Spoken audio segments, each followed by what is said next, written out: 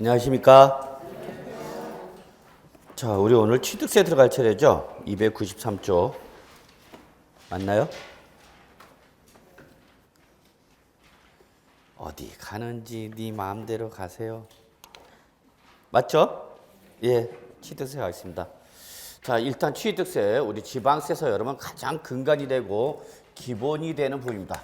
예, 그래서 지방세에서 여러분이 좀 많은 신경을 좀 써주셔야 되는 부분이 아닌가 생각합니다. 그래서 일단 기본적으로 여러분 세 문제 정도 나온다 보시면 될 것 같아요. 그리고 많으면 네 문제까지도 나오는데 네 문제까지 나올 때는 이렇게 등록 면허세와 함께 하나의 문제를 구성해서 출제되는 경우도 가끔가다 있습니다. 그래서 일단 여러분은 기본적으로 세 문제 정도 나온다 보시면 될 것 같고요. 우리가 개별세법을 공부할 때는 한번 전체적인 구조를 한번 좀 살펴보시면서 좀 정리해 주시기 바랍니다. 그래서 한번 취득세에서 우리가 공부할 내용을 먼저 좀 살펴보면 제일 먼저 우리 항상 강론을 다루기 전에 앞서서 총설해갖고 가볍게 인사하는 정도죠. 그래서 여기서 보시면은 의의라든지요. 그 다음에 두 번째 성격 이러한 내용이 있습니다.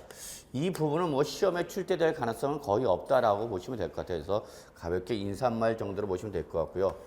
두 번째가 우리 항상 세법은 제가 강조하는 게 법률행위고 법률행위이기 때문에 항상 당사자 관계가 있습니다 그랬죠. 그래서 우리 세법의 당사자는 누구랬죠 여러분?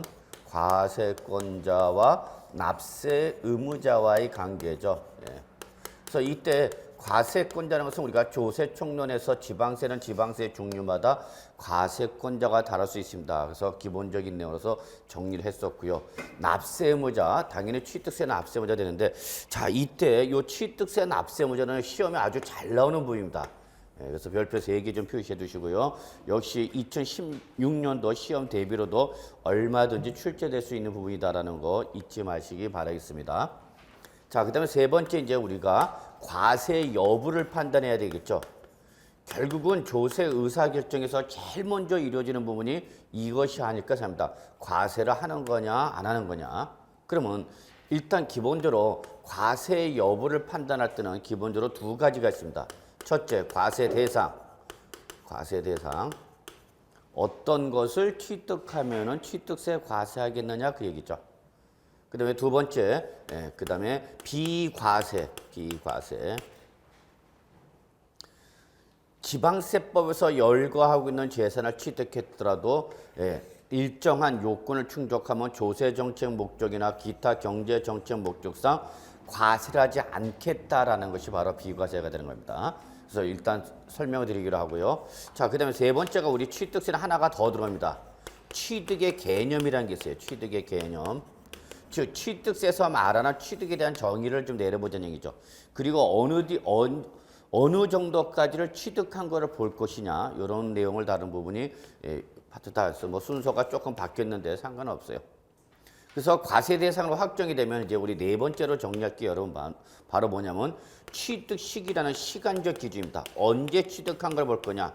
취득한 거를 봤다는데 그러면 언제 취득한 걸 볼 거냐는 요거는 시간적 기준이죠. 시간적 기준. 자, 그래서 취득 시기 별표 하나 정도만 표시하면 것 같아요.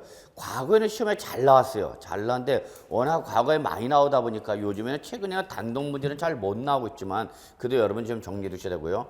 특히 여기 취득의 개념에서는요. 우리 취득세에만 있는 간주 취득이라는 게 있어요.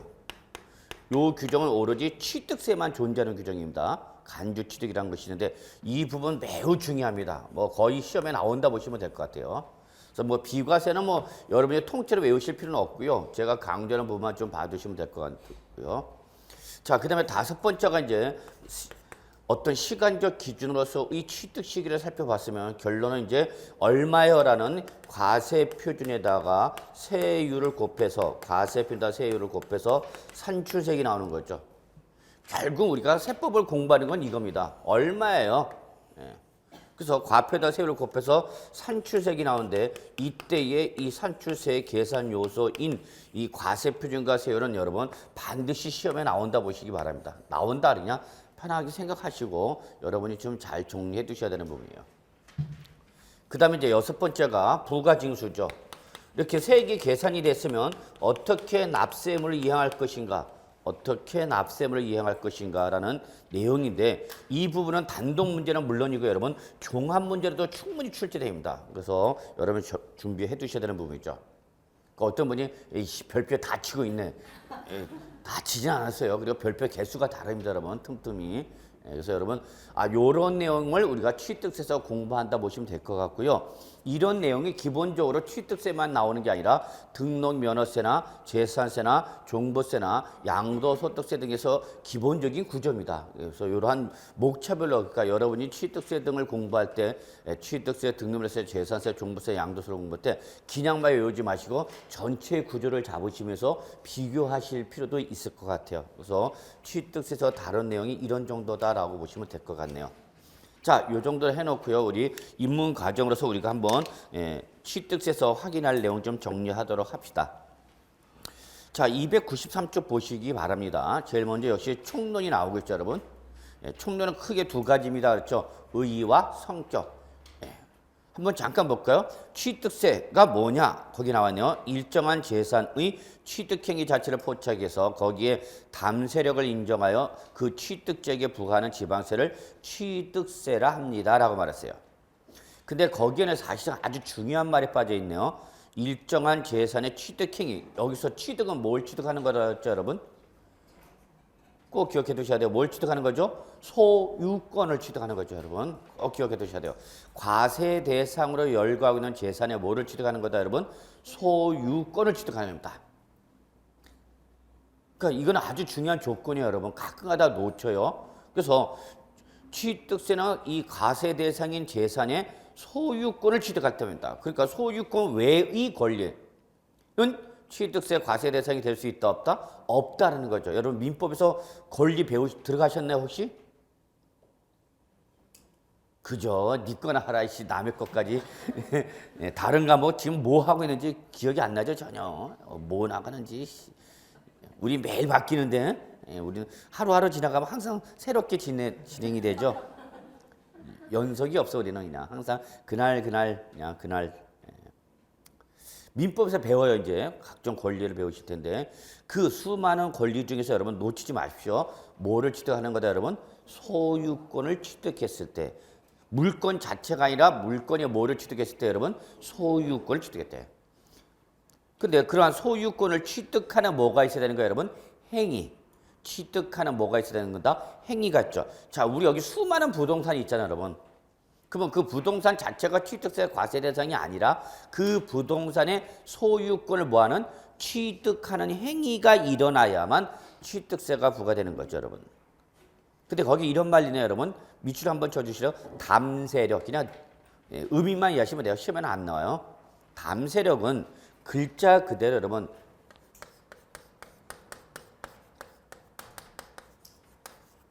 담세력, 조세를 부담하는 능력을 말합니다. 자, 제가 갑자기 오늘 와갖고 여러분한테 저 좀 개인적으로 좀 축하해 주세요. 제가 이번에 아파트 조그만 거 하나 샀습니다. 그래서 강남에 있는 타워 팰레스 63평짜리 25억 주고 하나 샀습니다. 소소하게 조그만 거 하나 샀죠. 그러면 그 말을 듣는 순간 여러분 속에는 아니 저놈이 다리만 짧은 줄 알았는데 그걸 샀단 말이야? 그걸 샀다는 것은 그만큼 경제적 능력이 있다 없다? 있다. 그만큼 경제적 능력이 있다는 것은 세금을 부담하실 능력이 있다 없다? 있다. 그래서 과세하겠다 입니다. 그래서 담세력을 인정해서 취득자의 거기 밑줄 이게 바로 납세무자죠 뭐. 그 지방세법에서 과세 대상을 열거하고 있는 재산을 뭐하는 사람 여러분? 취득하는 사람. 그 취득자가 납세무자죠. 어렵지 않아요, 여러분. 취득세는 누가 내는 거야, 그러면? 과세 대상을 뭐 하는 사람? 취득하는 사람. 등록면허세는 누가 내요, 그러면 뭐 하는 사람? 등기하는 사람. 네. 그 다음에 재산세라는 보유세, 제지, 종문 누가 내는 거야, 여러분? 소유자. 어느 날 현재? 그렇죠. 과세기는 6월 1일 현재 시점에서 그 재산을 소유하는 자가 내는 거예요, 여러분. 그러면 양도소득세는 누가 내는 거예요, 여러분? 양도자. 그렇게 하는 거야. 그러니까 그림이 어떤 용어를 보는 순간 다 나와 있죠, 여러분.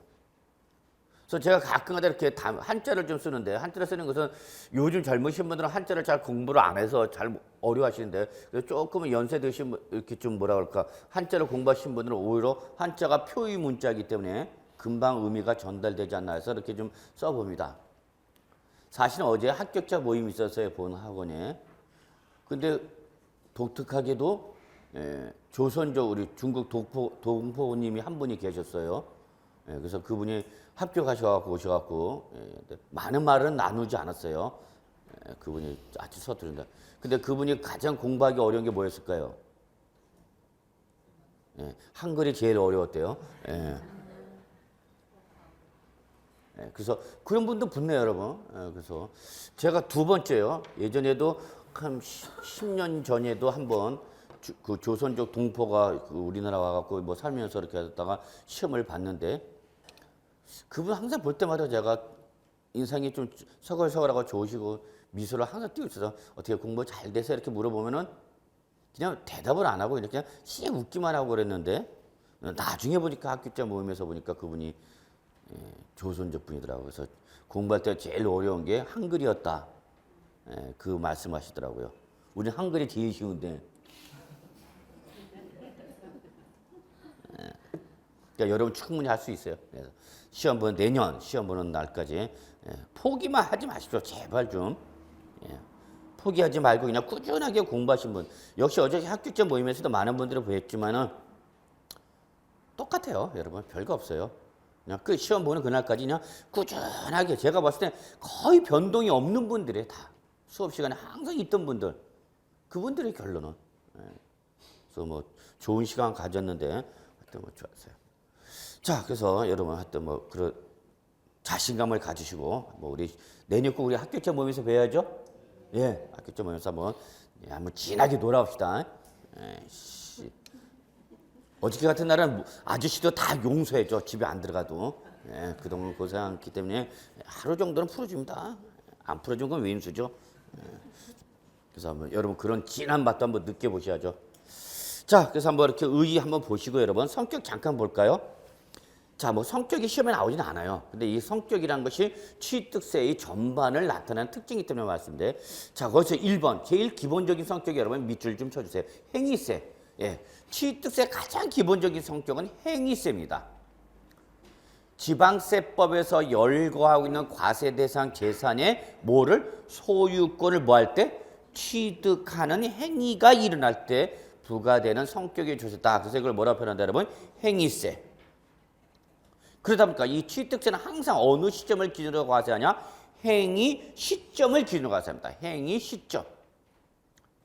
잊지 마세요. 그래서 우리 지난 시간에 납세의 성립과 확정, 소멸을 말씀드렸는데 특히 납세의 성립은 조세 총론에서 그래도 시험에 자주 나오는 부분이다라고 말씀드리면서 이때 납세의 성립 시기는 당해 세목에 뭐에 따라서 결정된다 그랬죠, 여러분?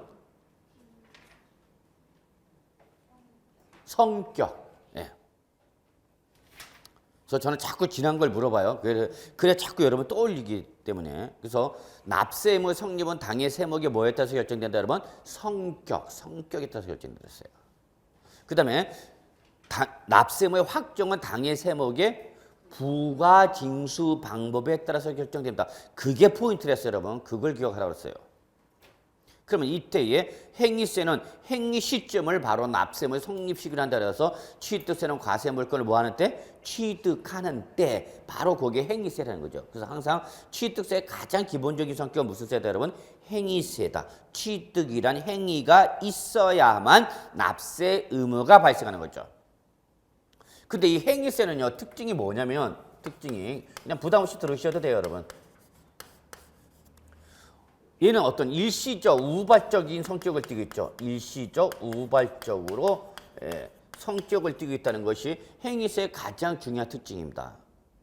그렇죠. 우리가 취득이라는 행위가 어떤 계속적 반복적 정기적으로 부동산을 취득하는 게 아니잖아. 그런 분 계시면 한번 말씀 좀 해봐주세요. 나는 매달 초하루 날에는 꼭 뭘 하나 사야 돼. 그래갖고 주택을 수집하는 분들 계신다고 그러는데. 그래서 이러한 행위는 행위 발생 빈도수가 어떤 정해진 날짜에 규칙적 반복적으로 발생하는 것이 아니라 그렇죠? 일시적 우발적으로 일어나는 거죠. 그러니까 사람마다 이 행위는 같다 다르다. 다 다르죠. 여러분 중에서도 이미 부동산이란 취득행위가 여러 번 일어나신 분도 계실 거고 저같이 아직까지 한 번도 행위가 안 일어난 사람도 있어요. 그리고 앞으로 일어날 가능성도 없는 사람도 있어요. 제가 그래요. 그럼 제가 집에 가서 저희 사람한테 그러죠. 자기는 남편 잘 만나서 취득세 한 번도 안 내는 걸 좋은 걸 알아 이거 사. 그러면 저희 집 사람이 좋아할 줄 알았는데 좋아하기는커녕 밥주걱만 날랍니다. 저희 집은 항상 밥주걱이 날라다녀요. 여차하면 그냥 밥주걱 던진다. 가끔 제 얼굴 이렇게 빨갛게 하면 저 밥주걱 맞고 왔구나 그러면 돼요. 그래서 여러분 얘는 성격이 행위 시점이 행위라는 여러분 외우려고 하지 마. 다 아는 거야. 행위라는 것이 취득이라는 행위가 딱 규칙적 반복적 정기적인 것이 아니라 어떻게 하는가? 일시적 우발적으로 일어나는 거죠. 그러면 이때 이 일시적 우발적인 행위가 언제 일어난 걸로 볼 것이냐라는 게 바로 뭐다 하면 취득의 시기라는 규정입니다. 이걸 바로 행위 시점을 규정하겠다는 얘기죠. 저 취득 시기라는 행위 시점이 규정되어야만 그때 취득이라는 행위가 일어나고 그날에 취득세 납세무가 어떻게 하는 거죠, 여러분? 발생하는 거죠. 그래서 내가 부동산 취득하면 그 취득이라는 행위에서 취득세 납세무가 발생하고 그 납세무가 발생한 취득세에 대해서 구체적 개별적으로 어떻게 하라? 신고하고 납부해야 되는 거죠. 지난 시간에 배웠던 부가징수 방법은 아주 중요하다고 그랬죠, 여러분. 그래서 이 행위세의 가장 중요한 성격은 일시적 우발적이다. 그런데 반해서 보유세는 이 행위가 일어난 상태에서 이제 과세가 되다 보니까 얘는 계속적이고 반복적이고 그럴 뿐만 아니라 정기적으로 과세가 이루어지는 게 특징입니다. 이게 행위세와 보유세의 가장 기본적인 성격이에요. 다른 점이죠. 그래서 취득 행위가 있게 되면 그 이후 보유하는 상태에서는 한 번 낸다, 매년 낸다. 매년 계속해서 보유하는 기간. 얘는 한 번 낸다, 매년 낸다. 한 번만. 이게 다른 거죠, 여러분. 그래서 이 보유세는 보유라는 상태에서 부과되니까 계속적, 반복적, 그리고 날짜가 딱 어떻게 되어 있어요, 여러분? 정기적으로 과세가 이루어지는 거죠. 그래서 보유세에서는 행위세와는 달리 어떤 과세를 하기 위한 시간적 기준이 나오는데 그게 바로 뭐냐면 과세 기준일입니다. 이 과세 기준이라는 용어는 어디에서만 나오는 거예요, 여러분? 보유세에서만 나오는 거죠.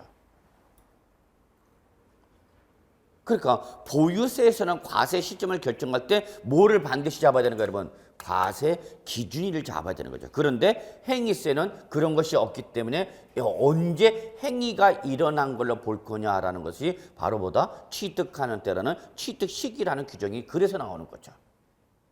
그래서 취득세는 부동산 그 자체가 취득세 과세 대상이 아니라 부동산 등이라는 재산의 취득이라는 행위가 일어났을 때 부과되는 거죠. 자, 그 다음에 두 번째 유통세. 뭐 어느 정도 감이 오죠. 유통이 뭔지는 다 아시죠. 자, 유통세라는 것은 여러분 한마디로 말해서 그 소유권이 어떻게 될 때마다 이전될 때마다 소유권이 이전될 때마다 누구한테 부과하는 거예요, 여러분? 취득자한테 부과하는 거죠. 자, 예를 들어서 여기 뭐 특정한 아파트 하나가 있습니다. 주택이라고 그럴 거예요, 여러분. 여기 주택을 제일 먼저 뭐 하냐? 신축했죠, 신축. 그러면 주택이라는 취득세 과세 대상이 신축이라는 무슨 취득이 일어난 거죠, 여러분? 소유권이 최초로 발생하는 걸 우리는 뭐라고 한다? 원시 취득이라는 거죠, 원시 취득. 그래서 요거를 A라는 사람이 신축했습니다. 판매를 목적으로 주택을 신축했어요. 그러면 소유권이 최초로 발생했죠? 그럼 이때 취득세 과세한다, 안 한다? 한다. 소유권에 무슨 행위가 일어났으니까? 취득행위. 어떤 취득? 원시 취득이라는 행위가 일어났으니까 과세하겠다는 얘기죠. 근데 A가 이거를 B한테 무슨 목적으로 했는 신축인 거예요? 봤더니 판매를 목적으로 한 거죠. 그래서 A가 신축한 주택을 B한테 뭐 했다 여러분? 판매한 거죠. 그러면 B는 이미 소유권이 발생한 거를 이전받는 것이기 때문에 무슨 취득이라는 거죠, 여러분? 승계 취득이라는 것이 있죠. 그러면 어쨌거나 원시 취득이냐 승계 취득이냐 묻고 묻지 않고 소유권에 뭐가 일어났으니까 취득이라는 행위가 일어났으니까 또 너 뭐 내란 얘기 여러분? 취득세 또 내란 얘기죠. 누가 내는가 이번에는? B가.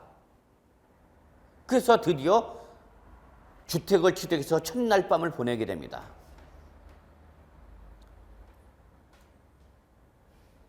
우리 잠깐 옛날로 가볼까요?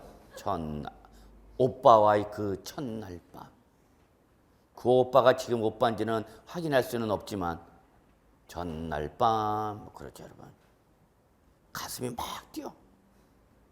쿵탕쿵탕 뛰다부터 너무 많이 뛰어갖고 첫날 밤에 돌아가셔서 상속이 계시가 되는 거죠. 그래서 누가 상속을 받아? C가 상속을 받는 거죠.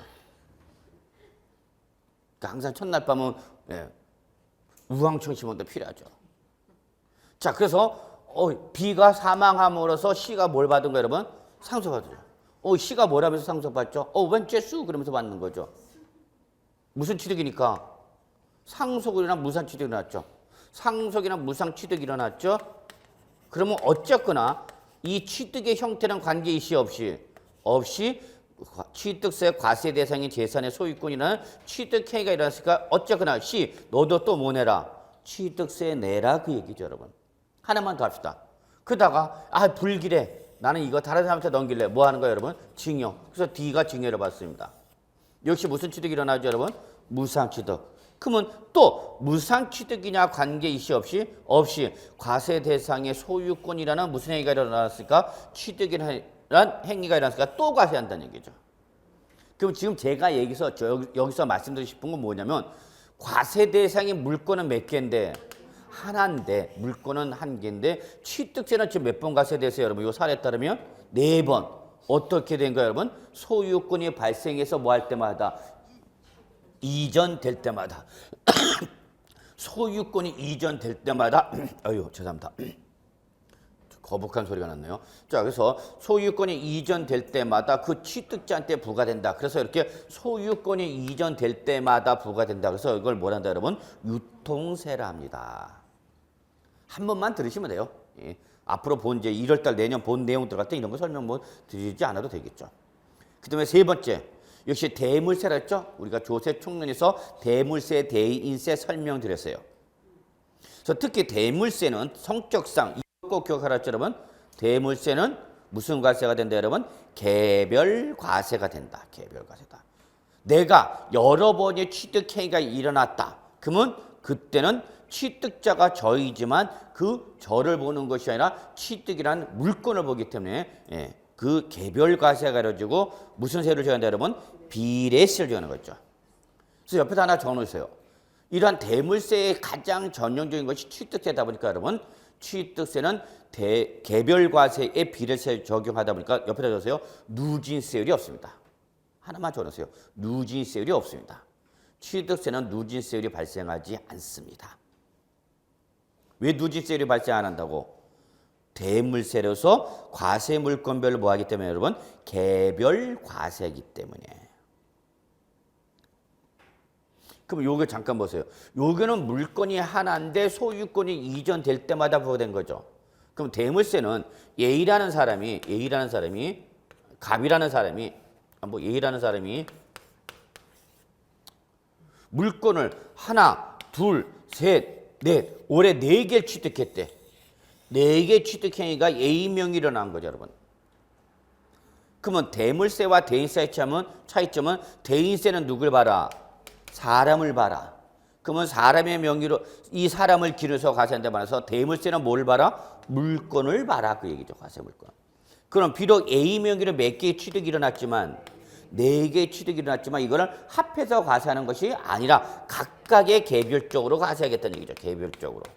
그러니까 A는 지금 취득행위가 4번 일어났으니까 취득세도 몇 번 내야 되는 거예요, 여러분? 4번 내야 된다는 얘기죠. 4번. 자, 이러한 걸 뭐라 한다, 여러분? 대물세. 그래서 대물세는 특성상 그 성격의 특성상 항상 무슨 과세가 되고 여러분 개별 과세가 되고 개별 과세가 적용될 때는 무슨 세를 적용하는 걸 원칙으로 한다 여러분 비례세율을 적용합니다. 비례세율 기억나시나요 여러분? 과세 표준의 크기와 관계일시 없이 하나의 세율로 과세하는 걸 뭐란다 여러분? 비례세율. 비례세율의 대표가 여러분 제가 부가가치세 10% 말씀드렸죠 여러분. 우리가 일상생활 과정에서 재화나 용역을 사용하거나 소비하는 과정에서 부가가치세 우리가 수시로 편의점 가서 물건을 사도 그 가격에 뭐가 포함돼서 여러분? 부가가치세. 근데 그 가격이 얼마짜리냐는 것을 묻지 않고 무조건 10% 때리는 거죠. 이러한 세를 뭐란다 여러분? 비례세율이라는 거죠.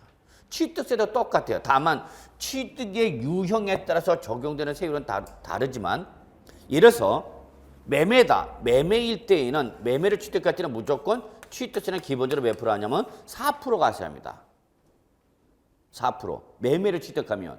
그러면 취득하는 물건이 1억짜리냐 2억짜리냐 5억짜리냐 10억짜리냐 관계일시 없이 무조건 몇 프로 때린다 여러분? 4%. 요런 하나의 세율로 때리는 걸 뭐란다 여러분? 비례세율이란다 라고 했죠. 그러면 요 대물세와 비교되는 게 뭐라서 여러분? 대인세. 대인세는 사람에 대해서 과세한다. 그렇기 때문에 대인세는 성격상 누구별로 납세 의무자별로 무슨 과세가 되는 거죠 여러분? 합산과세. 그렇죠? 개별 과세가 아니라 무슨 과세? 합산과세. 합산과세가 될 때는 그 합한 금액이 커지면 커질수록 높은 세를 적용하는 데 의미가 있기 때문에 무슨 세를 적용한다 여러분? 누진세율. 자 그러면 누진세는 어떤 형태다 여러분? 계단형 형태였죠. 과표가 일정한 구간을 초과하게 되면 그 초과하는 부분은 더욱더 높은 세를 적용하는 계단형 형태세를 뭐란다 여러분? 누진세란다. 대표적인 것이 바로 뭐냐면 소득세. 소득세는 소득의 금액의 크기에 따라서 6%부터 출발해서 15%짜리도 있고요. 24%짜리도 있고요. 35%짜리도 있고요. 38%짜리도 있고요. 상속세 같은 경우는 10%, 20%, 30%, 40%, 50%까지 가요. 50%까지. 30억을 초과하면 50% 무조건 때리고요.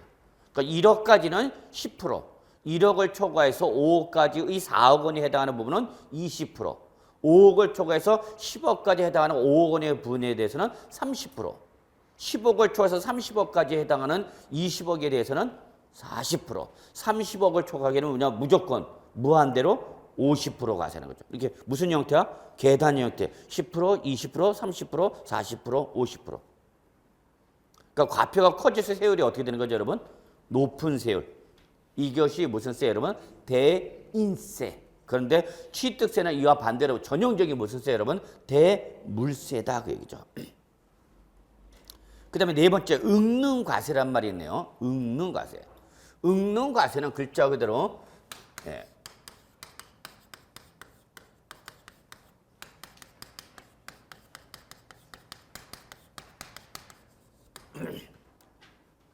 경제적 능력에 상응하는 만큼 과세하겠다 그 얘기죠 여러분. 경제적 능력에 상응하는 만큼 과세하겠다. 이걸 바로 뭐라 한다 여러분? 응능과세. 야, 너 그만큼 부동산 취득했다. 부동산이라는 재산을 뭐 했으니까? 취득했으니까 그만큼 경제적 능력이 있지 않냐? 그에 상응하는 만큼 과세하겠다. 이걸 뭐라 한다 여러분? 응능과세랍니다.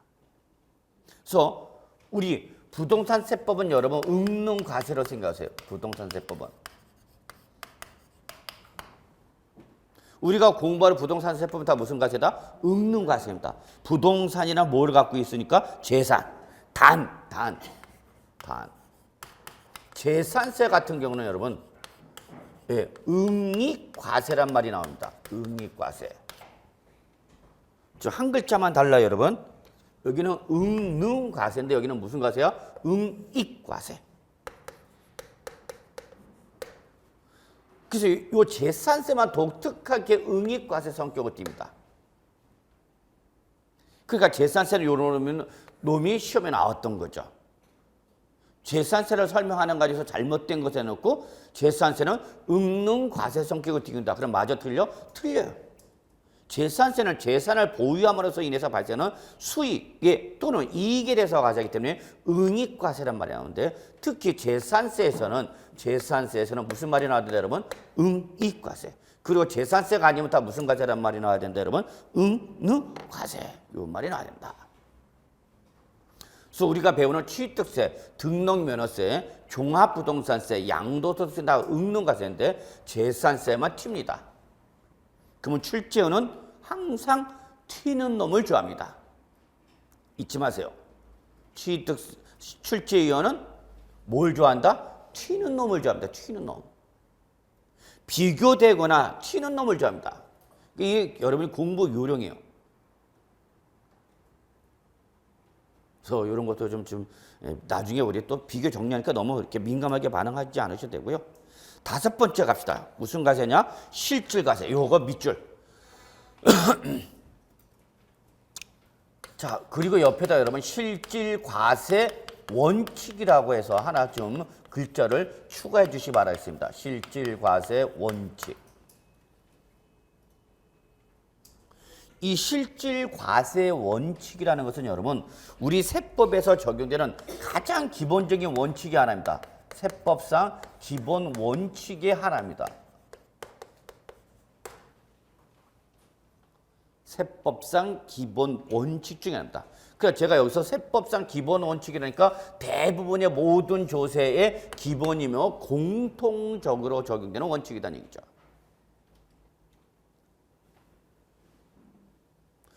그런데 어려운 말이 없어요, 여러분. 여기에서 딱 키워드는 요거죠. 뭐다? 실질. 즉, 그냥 이렇게 정리합시다. 이걸 이론상으로 여러분이 갈 필요는 없고, 우리 조세 이론은 시험 보면 아니랬어요. 답이 아니라 그랬어요, 여러분한테.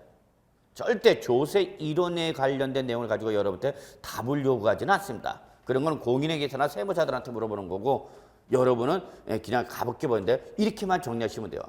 실질과세라는 것은 어떤 특정한 사건에 대한 경제적 실질과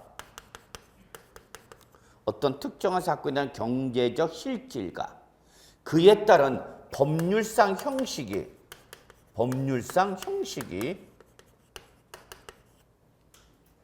일치가 되면 문제가 없죠, 여러분. 그러면 실질이나 형식이나 똑같은 거니까 아무런 문제가 없는데 문제는 요 어떤 특정한 사건에 대한 경제적 실질과 그에 따른 법률상 형식이 뭐하면 다르면 이때는 세법을 어떤 놈을 기준해서 과세할 거냐 그 얘기예요. 그러면 이때는 글자 그대로 뭐에 따라서 과세하라 여러분? 실질에 따라서 과세하라 그 얘기입니다, 여러분. 이 말이 어렵게 생각할 필요 없어요. 실질 과세 원칙은 어떤 특정한 사건에 대해서 발생한 경제적 실질과 그에 따른 법률상 형식이 일치가 되면 문제가 없지만 일치가 되지 않으면 어떻게 할 거냐는 얘기죠. 그럴 때는 뭘 기준해서 과세하라 여러분? 실질에 따라서 과세하라. 그래서 이 실질 과세 원칙에 따라서 항상 우리는 사실상을 찾으셔야 합니다. 사실상. 이 말이 반드시 나와야 되는 거죠. 사실상.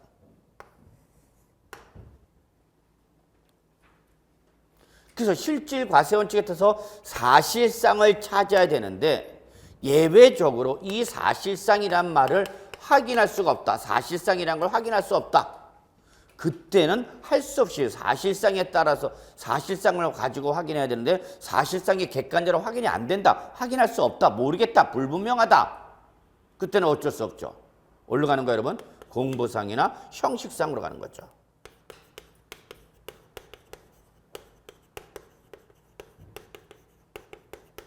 특히 형식에 따라서 과세하는 걸 저 실질 과세 원칙의 반대인 형식주의 과세 원칙이랍니다.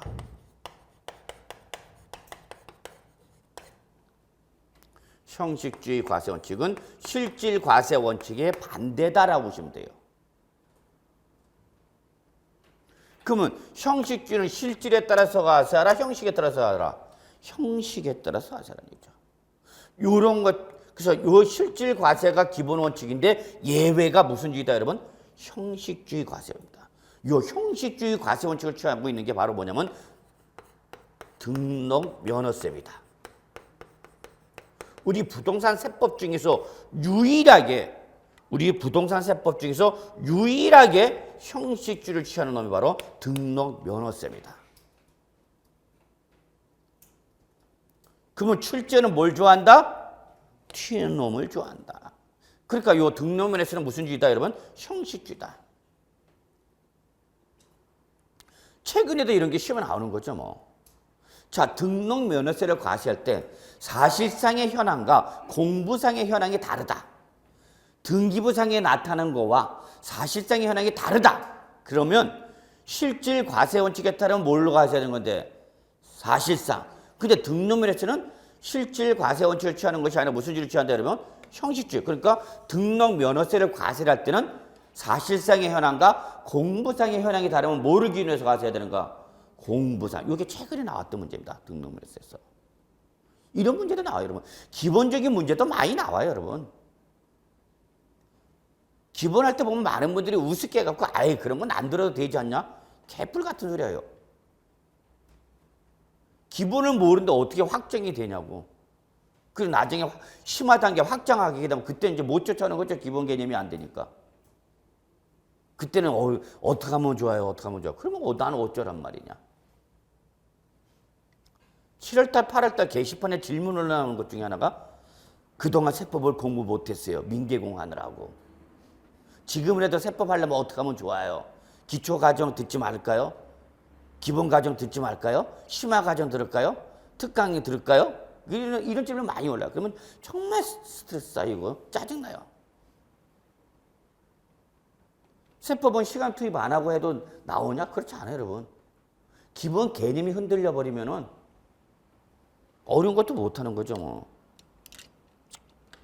그러면 그런 분들이 뭐 민계공은 열심히 했냐? 개뿔 같은 소리야. 민계공도 못했어, 내가 볼 때는.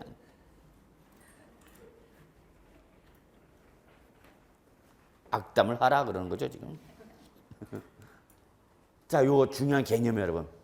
세법에 가장 기본적으로 깔려 있는 원칙이 여러분. 그러니까 정리합시다. 우리 세법은 다 무슨 과세 원칙이다, 여러분? 실질 과세 원칙. 그러니까 우리 상 찾으면 무슨 상을 찾아야 돼? 사실상을 찾아야 돼요. 그래서 제가 이걸 강조해서 이렇게 얘기해요, 여러분한테. 손님, 상 들어갑니다. 그럼 무슨 상 찾아야 돼? 사실상. 오늘 밥상, 점심 드실 때 밥상 들어올 때 무슨 상부터 들어오라고 그래? 사실상 갖고 와라. 그래야 돼, 사실상. 근데 점원이 어머, 사실상이 다 떨어졌어요. 그러면 그때는 어쩔 수 없죠. 공부상이나 형식상 할 수 없죠.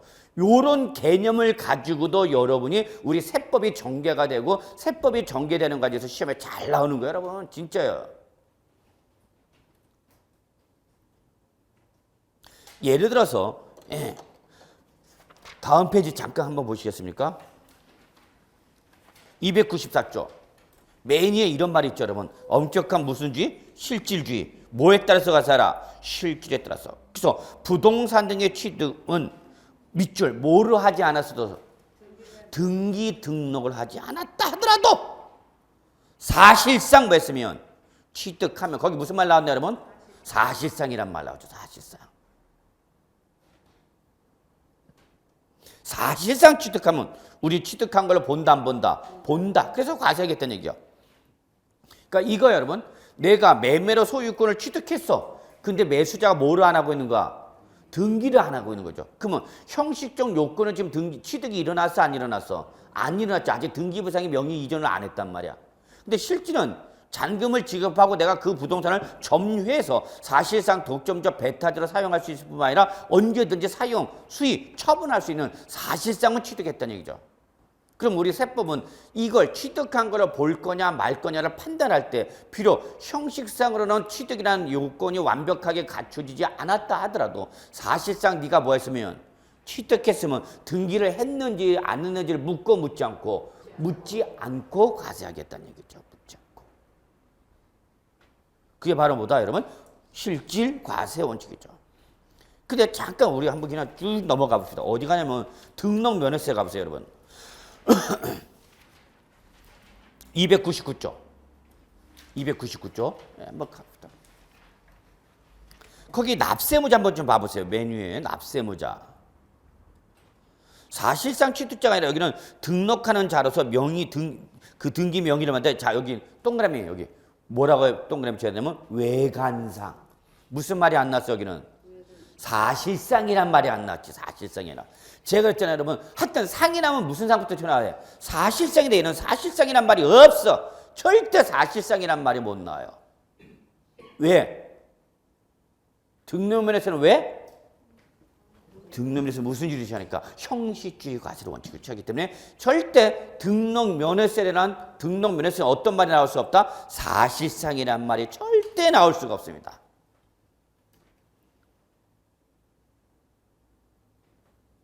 그러면 등록면허세는 뭐를 하지 않는 이상은 등기를 하지 않는 이상은 납세무가 발생이 안 되는 거예요. 형식적 요건이 뭐가 일어나야만 등기라는 행위가 일어나야만 납세무가 발생하는 거고 등기라는 행위가 없다면은 이때는 등록면허세 납세무 있다 없다? 없다.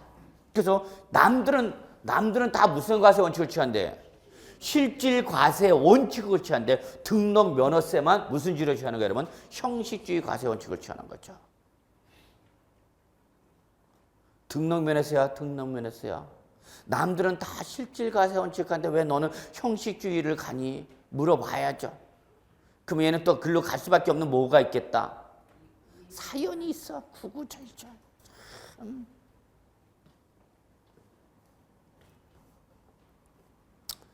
합격하신 분들 쉽게 합격한 것 같지만 절대 아니죠. 그분들 나름대로 다 어렵게 공부하고 이렇게 만나서 얘기하다 보면 참 구구절절 사연이 이렇게 다 있다. 정말 합격수기 보면은 그거 합격수기만 모아갖고 노벨 문학상 한번 내가 도전해볼까 생각 중이야. 하여튼. 다 힘들게 공부해. 진짜 원만하게 편안하게 공부하는 분도 계시지만 진짜 힘들게 어렵게 공부하는 분들이 많아요. 그러니까 여러분 공부하신 분 중에 나만 어렵다? 아니야. 여러분 말씀 안 하시더라도 나중에 이렇게 얘기하다 보면은 한 잔 소주 한 잔 들어가고 시원짜 해놓고 와서 이제 툭툭 해놓고 이제 막 물어보기 시작하면은 다 구구절절 사연이 다 나와. 손수건 준비해놔야 돼. 제 말이 맞아요, 틀려요? 맞아요, 다 있어. 아우 제가 교수님 제 이 공부하려고 우리 제일 고생한 게 우리 애가 애한테 제일 미안하댔지. 애한테. 그만큼 소홀히 하니까. 그 뭐 5살짜리 6살짜리 막 엄마는 공부는 해야 돼갖고 애는 칭얼대. 그러니까 맨 처음에 공부할 때 오중반만 돌리다가 안 되겠으니까 오후 반으로 돌려서 그냥 저녁 온종일 뺑뺑이 돌리고 있고 아저씨는 맨날 밥 먹고 들어오게 해갖고 그냥 그럴 수밖에 없어. 다 구구절절 사연이 있어. 쉽게 공부한 사람 없어요, 여러분. 역시 어제도 뭐 이렇게 얘기하다 보면은 뭐 한 잔씩도 들어가시고 뭐 기분 좋으니까 뭐 사실은요 제가 하면 이제 그때는 이제 손수건 꺼내놓는 거야. 미리 손수건 꺼내놔. 물어봐. 등록면허세 때 등록면허세야 등록면허세야 너는 왜 형식주의를 취하니? 이거는 여러분이 등기법을 배우시면 알게 돼요. 우리 등기를 하려는 자가 등기소 가서 뭘 신청하면 등기를 신청하면 그 등기 신청에 대해서 등기 담당 공무원이 이자가 진정한 권리자냐라는 것을 확인할 수가 없어요. 실질적인 심사 권한이 없어. 이자가 진정한 권리자인지를 확인해 못해. 다만 그 등기 신청이라는 것에 대한 어떤 형식적 요건만 구비하면은 그때는 그 외관상의 권리자로 인정해서 등기를 받아줘 안 받아줘? 받아줘요. 그러니까 우리나라 등기부에는 너무 깊숙이 들어가는 것 같은데 그래요. 우리나라 등기부에는 여러분 여기까지 갔는지 안 갔는지 모르겠네. 공신력이 있다 없다? 아직 안 들어갔죠? 너무 많이 들어간다. 항상 세법이 앞장서. 공신력이 없다 그럽니다. 즉 공신력이 없다는 것은 무슨 말이냐? 등기부의 기재사항이 진실한 권리관계와 일치가 된다는 보장이 있다고 없다고? 없다고. 아주 중요한 거예요, 여러분. 진짜 중요한 거예요, 여러분. 등기부의 소유자로 나와 있는 자가 진정한 권리자라는 보장을 해준다고 안 해준다고? 안 해준다니까? 그럴 것이라는 뭐만 있을 뿐이야, 여러분. 추정력만 있을 뿐입니다. 그럼 왜 그런 거냐? 그건 바로 등기 담당 부문의 어떤 등기 신청에 대한 실질적 심사 권한이 있어서 없어서? 없어요. 못 쓴 권한밖에 없어. 형식적 심사 권한밖에 없죠. 즉 등기 신청에 대한 법률상 요건, 외관상 요건만 구비가 되면은 받아주는 거죠. 그러다 보니까 그러한 등기부상의 어떤 공신력이 인정되지 않는 어떤 형식적 요건에 대해서 그걸 과세객체라는 등록 면허세도 할 수 없이 무슨 주의를 취하는 거예요, 여러분? 형식주의 과세원칙을 취하는 거죠. 그러니까 결론 냅시다. 등록 면허세만 무슨 주의고? 형식주의 과세원칙이고 나머지 다 무슨 과세다? 실질 과세원칙. 그러니까 다른 데서 다 무슨 상을 찾아야 되는 거예요, 여러분? 사실상을 찾아야 되는 거죠, 사실상. 근데 절대 등록 면허세는 사실상이란 말이 나온다, 못 나온다? 못 나온다고요, 못 나온다고. 자, 잠깐 어디 가시냐면 재산세 한번 봐보세요, 여러분. 301조. 그러면 재산세는 실질과세야, 형식주의 과세야? 실질과세죠. 거기 납세문제 보세요, 여러분. 1번. 재산세 과세금제 재산을 자 10벌 거기 한번 동그라미 좀 쳐주세요. 뭐라고 됐어요, 여러분? 사실상으로 됐죠, 사실상. 키워드 찾아야 돼, 사실상. 근데 거기 의제 납세문제에 보시면 1번에는 뭐라고 돼 있냐면 1번 마지막에 뭐라고 했어요, 여러분? 동그라미 공부상 이렇게 돼 있죠. 그러니까 재산세 납세문제 여러분 시험에 반드시 나올 텐데 나온다고 보셨는데 여기서는 뭐냐? 공부상이냐 사실상이냐 이거 구분해 보라니까. 자, 다시 한번 강조합니다. 손님 상 들어갑니다. 그럼 무슨 상? 사실상을 잡아야 돼. 그래서 거기 원칙 재산세 납세 문자 1번도 제일 먼저 나온 상 무슨 상이야? 사실상이죠. 근데 의제 납세 문자 1번 보세요. 마지막 단서에 보시면 사실상을 알 수 없는 때에는 라는 조건이 제시가 됐죠. 원래 1번 원칙 누굴 잡아야 되는데 사실상 소유자 잡아야 되는데 사실상의 소유자를 확인할 수 없을 때는 어떡하냐? 그때는 어쩔 수 없다. 어디로 가라? 공부상. 그러면 시험에 이거 물어보는 거야. 사실상이냐 공부상이냐 이거 찾아보라는 얘기야, 여러분. 짚을 별것도 아니야. 기본이 베이스가 잘 깔리면 우리가 전혀 예상하지 못했던 문제가 나오더라도 우리가 배운 지식을 깔고 문제 추정해서 푸는 수밖에 없어요, 여러분. 2015년도 올해는 복수의 정답 없어 한 문제도 없었어요. 아주 드문 현상이에요. 복수의 정답, 그 다음에 모두 정답 문제 하나도 없었어. 합격자 발표 났는데 뭐 이렇게 예상이로 맨 처음에는 기분에는 많이 나올 것 같았는데 막상 또 그렇지는 않아요. 예상보다 적었어요. 한 17,000명, 2만 명도 안 되는 거죠, 합격자가. 그 많지도 않았어. 그러니까 어제도 뭐 이 얘기 저 얘기 하다 보면 세법에서 가장 어려웠던 문제가 올해 안 나왔어요. 2015년대. 정말 저는 다행으로 생각하는 거죠. 그거 할 때 사람들이 그냥 다 숫자만 외쳐대면서 이런 것까지 해야 되냐 스키가.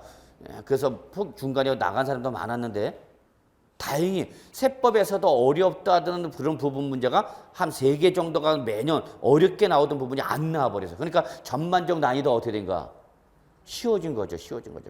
평이했다는 것은 여기서 평이하다 쉬웠다는 것은 공부를 한 사람 입장에서 하는 얘기지 공부를 안 한 사람은 어떻게 내도 그러면 안 되는 거죠.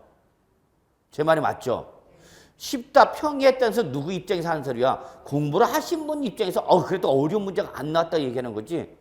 공부를 안 하시면 어렵게 나오나 쉽게 나오나 차이가 없어. 그런 분 입장에서 차라리 어렵게 나왔다 그러는 게 더 낫죠, 마음은. 그런가? 네, 그래요.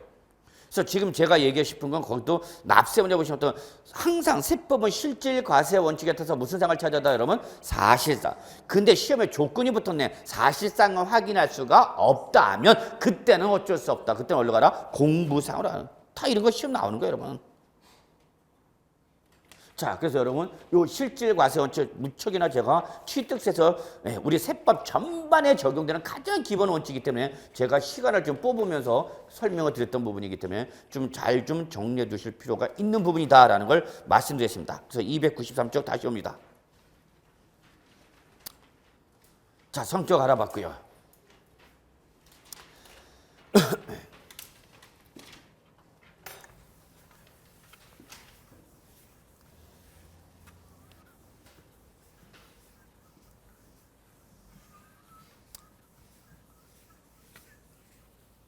자, 그 다음에 여러분, 우리 한번 과세권자, 납세문자, 세법 당사자죠, 여러분. 그래서 과세권자 한번 볼까요? 자, 밑줄, 납세지 관할. 항상 과세권자가 정의를 내릴 때는 앞에 이 말이 붙어요. 납세지 관할. 이 말이 항상 붙어요. 누가 나오면 과세권자라는 것을 구분할 때는 납세지 관할이란 말이에요. 그 대신 우리가 요거 취득세는 우리 지난 시간에 배웠던 것처럼 누가 부과한다, 여러분? 도지사 또는 뭐 특별시장, 광역시장이 부과하는 거죠. 근데 옆에 이런 말이 있네요, 여러분. 밑줄, 징수, 위임, 규정. 지방세에 나오는 말이에요. 지방세에 나오는 말이에요. 요거는 어디만 나오는가? 징수, 위임, 규정은 지방세에서만 나오는 말이에요. 그럼 요게 뭔지 잠깐 설명드릴게요, 여러분. 자, 우리 한번 보세요.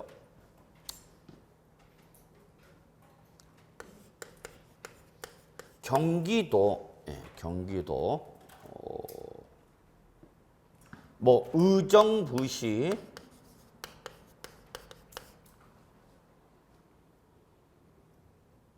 양주시야 양주군이에요. 양주시 양주도 있고 남양주도 있고 그러죠.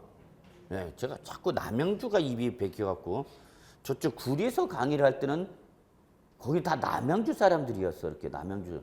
근데 여기는 남양주가 아니라 여기는 양주시, 양주 분들이 많이 있더라고요.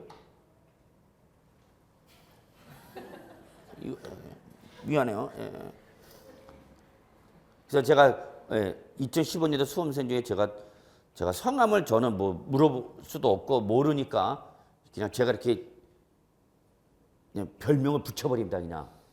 예, 그래서 무슨 여수 때, 부산 때, 그냥 양주 때. 그런데 어제도 그 양주 때 기한데 잘못해서 남양주 그러는 바람에 욕 뒤지게 먹었네.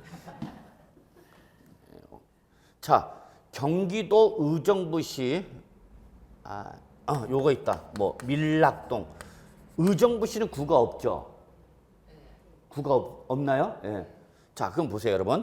경기도 의정부시 밀락동에 있는 부동산을 취득했어.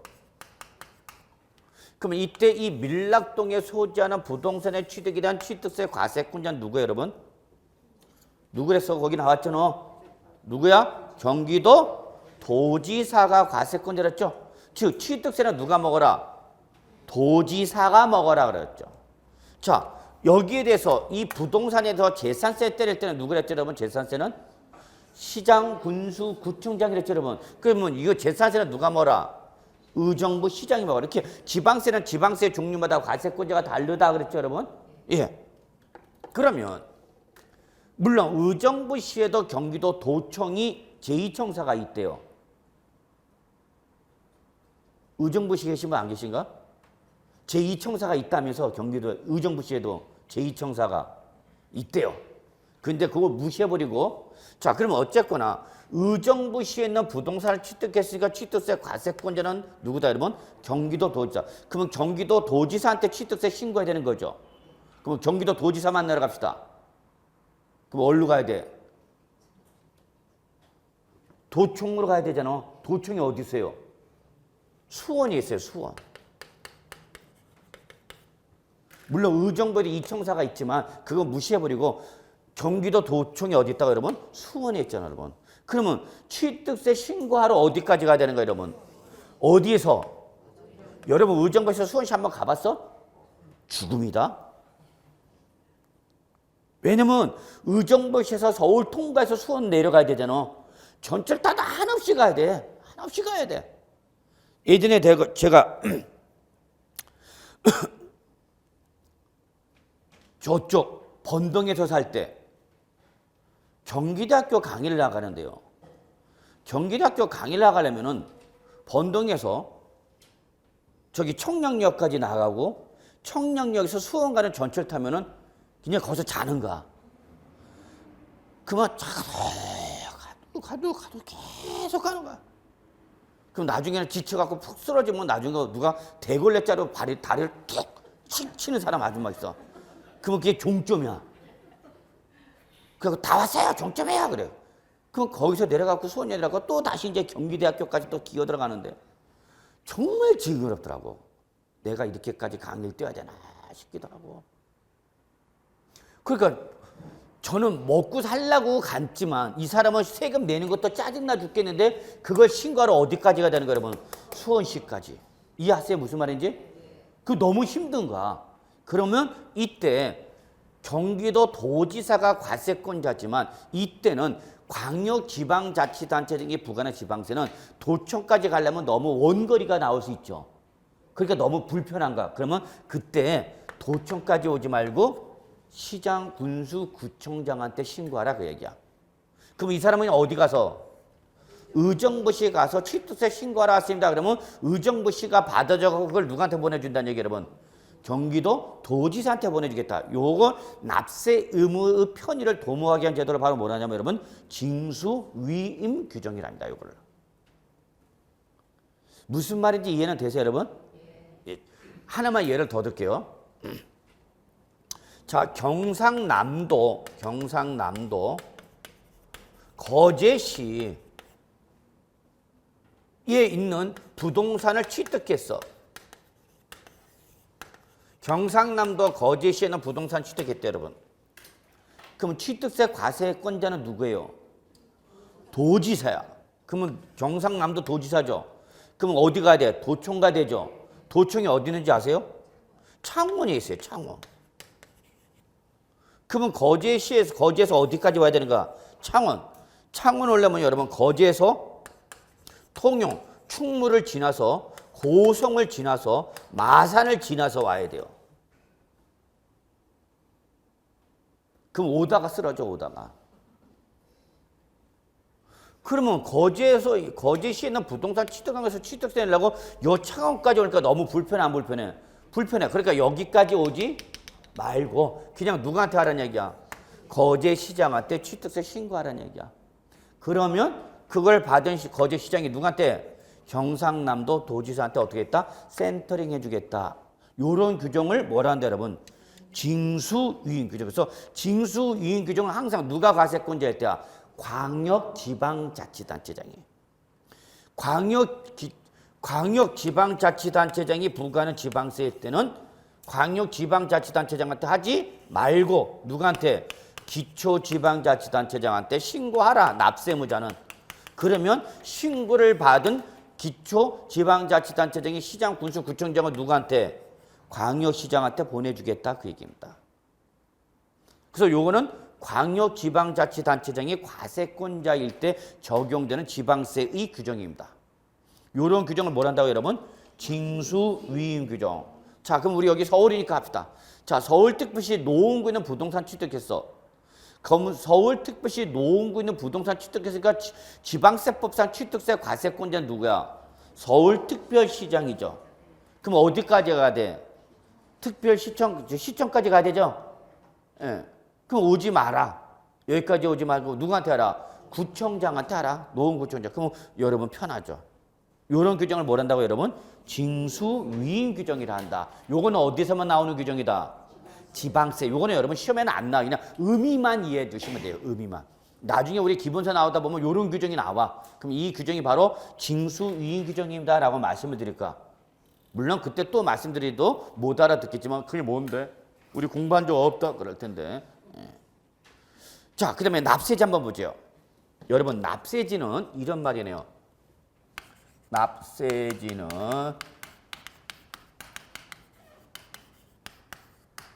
제가 지금 요거 한자 쓴 건 요걸 말하고 싶어서 그래요. 아, 땅지자죠 여러분. 요거는 장소적 기준을 말하는 거죠. 장소적 기준. 자, 이건 세법 전반에 적용되는 기본 개념입니다. 그럼 납세지는 무슨 장소적 기준이냐? 납세 의무자가 납세 의무를 이행해야 되는 장소, 즉 납세 의무자가 어디서 납세 의무를 이행해야 되느냐, 또는 과세권자를 결정하는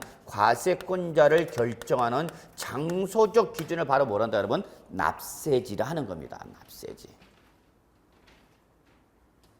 근데 어렵지 않아요. 납세지, 땅지, 장소적 기준. 내가 세금을 낼 때 어디서 내라는 거야? 납세 의무 이행 장소. 누구한테 해야 되는 거야? 과세권자를 결정하는 장소적 기준을 뭐란다 여러분? 납세지라 하는 겁니다. 근데 진짜 중요한 건 이거 여러분. 이 납세지는요. 부동산에 대해서 지방세를 과세할 때는 납세지가 어디가 되냐면 여러분 무조건 부동산 소재지입니다. 부동산을 한정해서 하는가? 부동산에 대해서 뭘 과세할 때는 여러분 지방세를 과세할 때는 소재지를 납세지를 합니다. 소재지를. 근데 이 부동산에 대해서 지방세가 아니라 국세라면 이때는 납세 의무자의 주소지를 납세지로 합니다. 이게 국세와 지방세의 차이점이 되겠습니다.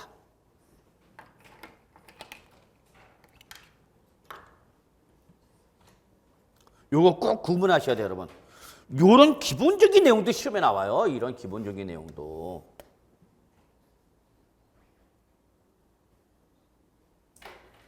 어려운 것만 나오는 건 아니에요, 여러분. 절대. 40문제, 16문제가 다 어려운 문제만 아닙니다. 항상 난이도 조절 상중합니다. 그러면 시험에 이렇게 나왔어요, 여러분. 시험에 이런 문제가 나왔어요, 최근에. 자, 양도소득세의 과세관청은 어디냐 이렇게 물어봤어요. 양도소득세를 신고 납부할 때 어디다 신고 납부해야 되느냐 이런 문제가 나왔네, 최근에. 최근은 아니지만 좀 됐지만. 자, 그러면 양도소득세니까 조합만 하면 되죠. 양도자가 낸다, 양수자가 낸다. 양도자. 그러니까 도자가 나와야 돼, 수자가 나와야 돼. 양도자가 나와야 되죠. 그 다음에 소득세는 뭐니까? 국세니까 소재지가 나와야 돼, 주소지가 나와야 돼. 주소지를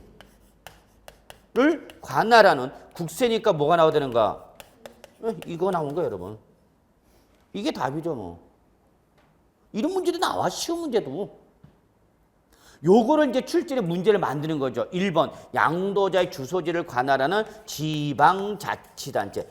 이 지방자치단체를 찍었다면 정말 창문 열고 밀어버리는 수밖에 없어요.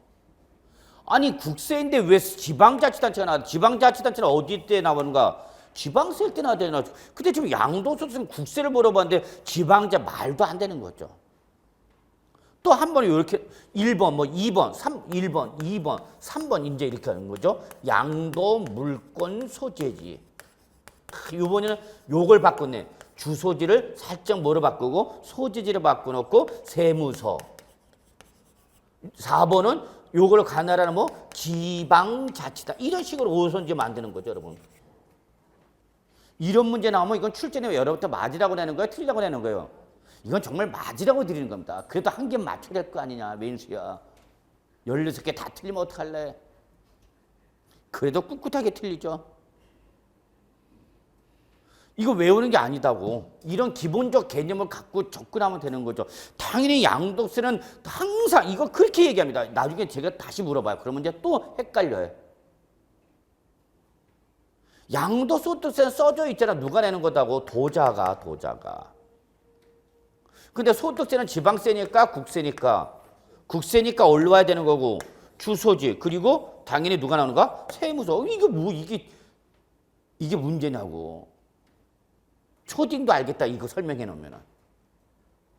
예, 어제는 어떤 부모님은 아들을 데리고 왔더라고요. 모임에 아들을 데리고 왔더라고. 아들한테도 이거 설명해 놓고 야, 이거 한번 찾아봐. 애도 찾겠다. 6살이다. 자, 그래서 거기 1번 밑줄 납세지에서는 1번만 보시면 돼요, 여러분. 1번만. 부동산일 때는 어디다, 여러분? 부동산. 여러분 놓치면 안 돼. 소재지야. 뭐니까? 소재지가 왜 나온가? 국세니까 지방세니까 지방세니까. 근데 같은 부동산에 대해서 때리는 거라 하더라도 국세 때는 뭐라고 하는가 그러면 주소지. 되셨나요? 예.